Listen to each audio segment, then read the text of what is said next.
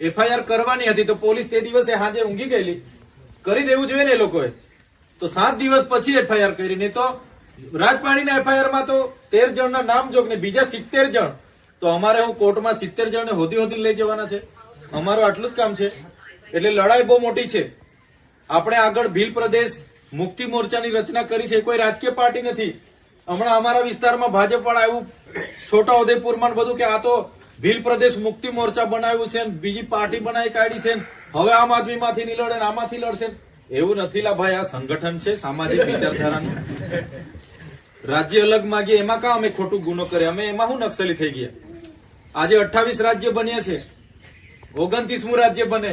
આજે ભરૂચમાંથી 1997માં નર્મદા છૂટું પડ્યું તો અમને બધાને ફાયદો થયો, સરકારને પણ વહીવટ કરવાનો ફાયદો થયો. આજે વડોદરામાંથી છોટાઉદેપુર છૂટું પડ્યું છે તો છોટાઉદેપુર વાળાને બી ફાયદો થયો અને વડોદરા વાળાને બી ફાયદો થયો. તો એવી રીતના અલગ રાજ્ય પડે એમાં તો ક્યાં કોઈને વાંધો વધે? તો એ વિચારધારા આપણે લાવવી પડશે. સરકારને એવું છે કે આ અલગ રાજ્ય માંગશે એટલે આ લોકો આપણો નર્મદા ડેમ પણ એ લોકો માંગી લેશે. અમારા રાજ્યમાં આવે છે વહીવટ જ અમે લઈ લેવા. બરાબર છે? ચિંતા આ લોકોને અહીં થર્મલ પાવર નીકળે છે એનો છે. થર્મલ પાવર માંથી વીજળી ઉત્પન્ન થાય છે, આ પાણી ઉત્પન્ન થાય છે, અહીંયા રેતી નીકળે છે, લિગ્નાઇટ નીકળે છે, અહીંયા યુરેનિયમ નીકળે છે, અહીંયા લાકડું છે, જમીનો છે, એના પરનો કબજો છીનવાનો છે. એટલે લડાઈ નાની સુની કોઈના મગજમાં હશે કે આ તો લડી લઈને જિંદાબાદ મુર્દાબાદ આવેદન આપી આવે, નિવેદન આપી આવે, ચાલો જતા રહી, એવું નથી. તમે બધા ક્રાંતિકારી લોકો છો. આ ચૈતરભાઈ બોલે છે, તમે લખી રાખજો આજની તારીખે 17/12/2024 નોટમાં લખી રાખજો.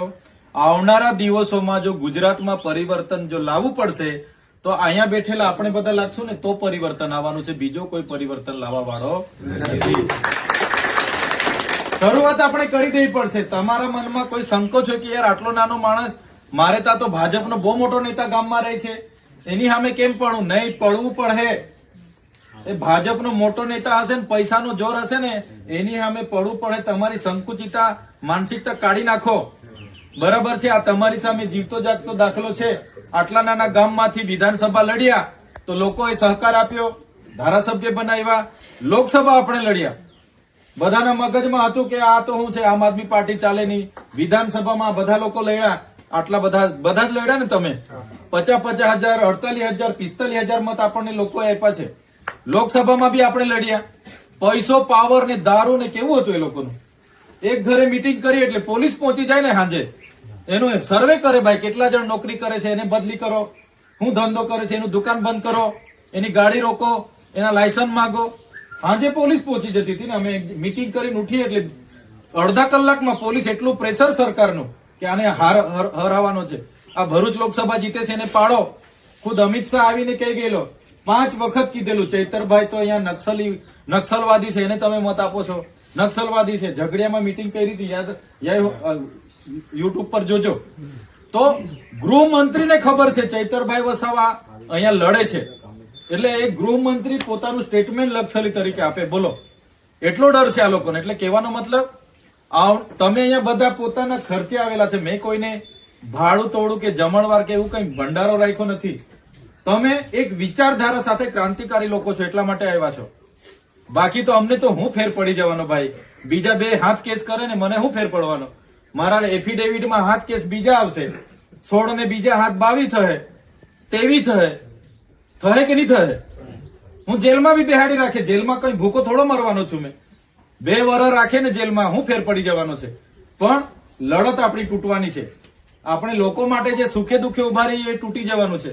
લોકોના કામ નથી થવાના એટલા માટે આ લોકો ડિસ્ટર્બ કરી રહેલા છે. આ કઈ નાની મોટી લડત નથી ભાઈ.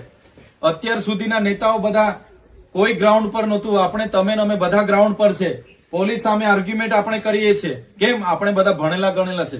આપણે સંવિધાન જાણીએ છીએ, આપણા અધિકારો જાણીએ છીએ. એટલે કોઈએ દબાવવાની જરૂર નથી. શરૂઆત થઈ ગયેલી છે એવું માની લો આજેથી. આ કાઉન્ટડાઉન ચાલુ થયેલું છે. જેટલી 13 નગરપાલિકાઓ, પરિણામ જે પણ મળે 13 નગરપાલિકાઓ આપણે લડવાની છે.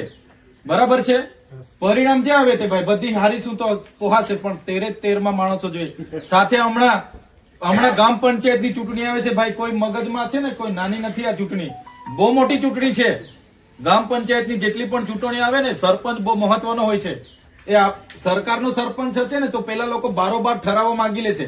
રસ્તો કાઢવાનો છે તો આપણો જ સરપંચ છે ને ઠરાવ લખાઈ લાવો. સરપંચ પાસે આવે ને તો સરકારનું કામ છે, ઉપરથી આદેશ ઠરાવ, પ્રોજેક્ટ આવશે, રોડ આવશે, જમીનો બધી બીજા સરપંચો હોય તો લખીને આપ જ કરશે. આપણો સરપંચ હોય ને તો લખીને નહીં આપે. સાચી વાત છે કે ખોટી વાત છે? એ આપણને પૂછશે, ચૈતરભાઈ આ પ્રોજેક્ટ આવ્યો છે, પેલા સરકાર વાળા મારા પર ટીડીઓ બીડીઓ લખાણ માંગે છે, આપું કે નહીં?